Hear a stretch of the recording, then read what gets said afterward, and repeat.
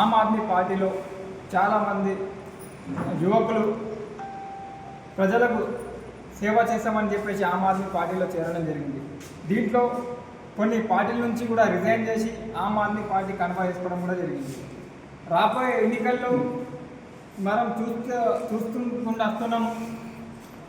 ఇంతకుముందు రాజుల కాలం ఉండే, అప్పుడు రాజు కొడుకు రాజు నడిపేయాలి అని చెప్పి ఇలాంటి ఉద్దేశం ఉండే. కానీ బాబాసాహెబ్ అంబేద్కర్ రాసిన రాజ్యాంగం మన అందరినీ ఒక హక్కు ఇచ్చింది. ప్రతి ఒక్క యువత, ప్రతి ఒక్క సామాజిక ప్రజలు రాజకీయంలో రావాలి అని చెప్పేసి రాజకీయంలో మనం చూస్తున్నాం.